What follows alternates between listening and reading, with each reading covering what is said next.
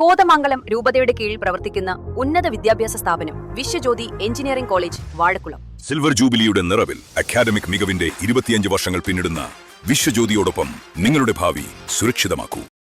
മാറാടി പഞ്ചായത്തിലെ ജനവാസ മേഖലയിൽ കള്ളുഷാപ്പ് ആരംഭിക്കുന്നതിനെതിരെ പ്രതിഷേധം ശക്തമാക്കാൻ ഒരുങ്ങി മാറാടി പഞ്ചായത്ത് അധികൃതരും പ്രദേശവാസികളും. സ്ത്രീകളുടെ നേതൃത്വത്തിൽ നടത്തിയ പ്രതിഷേധങ്ങൾ ജനകീയ സമരമാക്കാൻ ഒരുങ്ങുകയാണ് 5-ാം വാർഡ് നിവാസികൾ. മാറാടി പഞ്ചായത്തിലെ ജനവാസ മേഖലയിൽ കള്ളുഷാപ്പ് പ്രവർത്തനം ആരംഭിക്കുന്നതിനെതിരെ പ്രതിഷേധം ശക്തമാക്കാൻ ഒരുങ്ങി മാറാടി പഞ്ചായത്ത് അധികൃതരും പ്രദേശവാസികളും. മാറാടി പഞ്ചായത്തിലെ 5-ാം വാർഡിലെ അവറാച്ചൻ ഉന്നതിയിൽ കഴിഞ്ഞ ഒരു മാസമായി കള്ളുഷാപ്പ് ആരംഭിക്കുന്നതിനെതിരെ പ്രതിഷേധം തുടരുകയായിരുന്നു.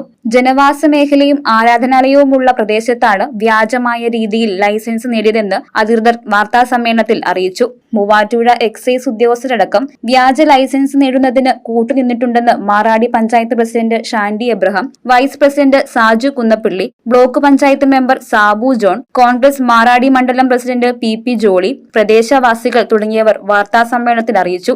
എക്സൈസ് ഉദ്യോഗസ്ഥന്മാരുടെ സ്വാധീനം ഉപയോഗിച്ച് കള്ള സർട്ടിഫിക്കറ്റ് ഉണ്ടാക്കി വ്യാജമായ രേഖകൾ ചമച്ച് ഒരു പുതിയ ലൈസൻസ് ഇഷ്യൂ ചെയ്തുകൊണ്ട് വന്നിരിക്കുകയാണ്. ഈ ലൈസൻസ് ഇഷ്യൂ ചെയ്യുമ്പോൾ പ്രധാനമായിട്ടും ഞങ്ങൾ ചൂണ്ടിക്കാട്ടുന്നത് അവിടെ IPCയുടെ ഒരു എബനേസർ എന്ന് പറയുന്ന ഒരു ചർച്ചുണ്ട്.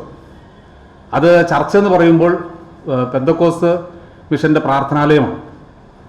അത് ഒന്നിൽ കൂടുതൽ നിരവധിയായ ആളുകൾ പ്രാർത്ഥിക്കാൻ വരുന്ന ഒരു വർഷിപ്പ്. ആ ചർച്ചല്ല, അങ്ങനൊരു സംഭവം ഉള്ളതായിട്ട് ഈ എക്സൈസ് ഉദ്യോഗസ്ഥന്മാർ ഇതിനകത്ത് രേഖപ്പെടുത്തിയിട്ടില്ല.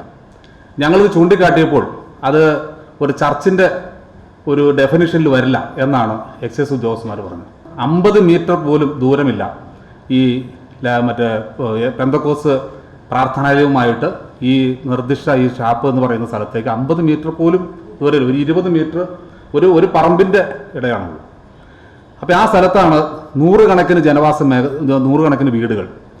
ഇതിൻ്റെ നേരെ ഓപ്പോസിറ്റ് ഒരു 20-25 വർഷക്കാലം സൈനിക സേവനം നടത്തിയ ഒരു പട്ടാളക്കാരനാണ് ഇതിന് നേരെ ഓപ്പോസിറ്റ് ജീവിക്കുന്നത്.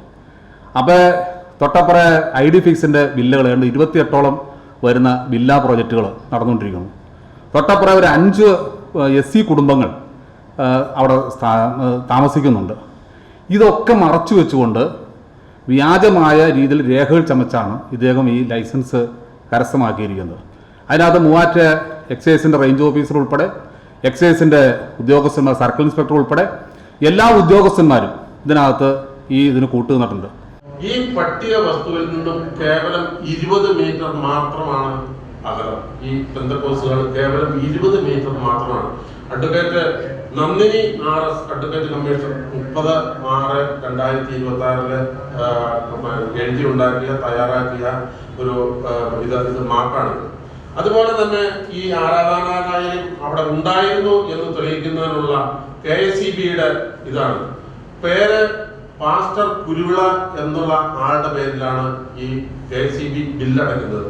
അതിലെ ഉപയോഗ ആവശ്യം വ്യക്തമായി പറഞ്ഞിരിക്കുന്നു. ചർച്ച് എന്ന് പറഞ്ഞിരിക്കുന്നു, ചർച്ച് എന്ന് വ്യക്തമായി പറഞ്ഞിരിക്കുന്നു. അതുകൂടാതെ മാറാടി ഗ്രാമപഞ്ചായത്തിലെ ടാക്സ് അടയ്ക്കുന്ന റെസീപ്റ്റാണ്. ദേശം തണ്ടപ്പേർ നമ്പർ 8257 പട്ടാധാരന്മാരുടെ വിവരങ്ങൾ.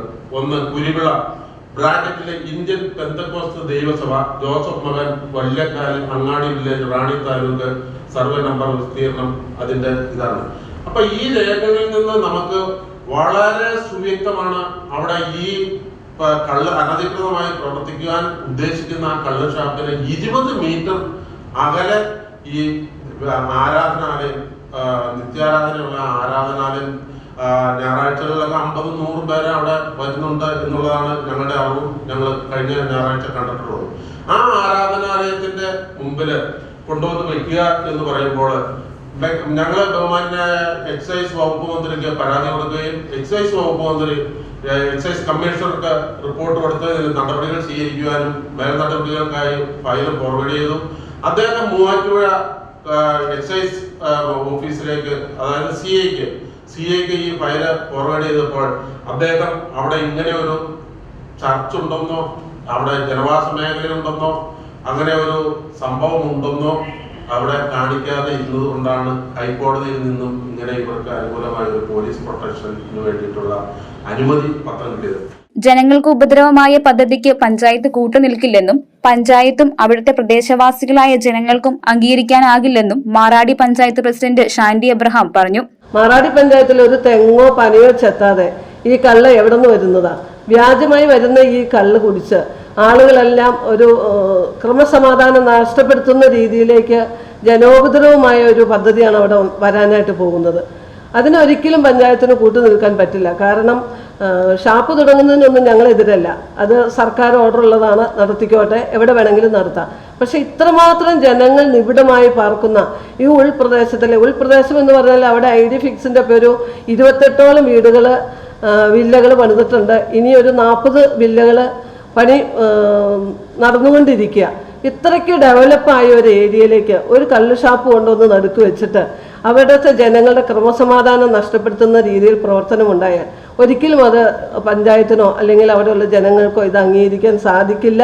വരും ദിവസങ്ങളിൽ പ്രതിഷേധം കൂടുതൽ ശക്തമാക്കുമെന്ന് മാറാടി പഞ്ചായത്ത് അധികൃതരും പ്രദേശവാസികളും അറിയിച്ചു. News desk Muvattupuzha news. എന്റെ കാഴ്ചയ്ക്ക് ചില ബുദ്ധിമുട്ടുകൾ അനുഭവപ്പെടാൻ തുടങ്ങിയത് ഈയിടെയാ. ആദ്യം ടെൻഷനായി. മകളാ പറഞ്ഞത് അഹല്യയിൽ പോകാൻ.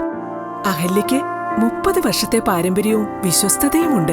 അഹല്യയിലെ വിദഗ്ധരായ ഡോക്ടർമാരുടെ ചികിത്സ കൊണ്ട് എനിക്ക് എന്റെ കാഴ്ചശക്തി പൂർണ്ണമായും തിരിച്ചു കിട്ടി. ഇപ്പൊ എനിക്ക് ഈസിയായി വായിക്കാം. നേത്ര സംരക്ഷണത്തിന് നമ്മുടെ Ahalya. Ahalya foundation eye hospital, കേരളത്തിൽ എല്ലായിടത്തും.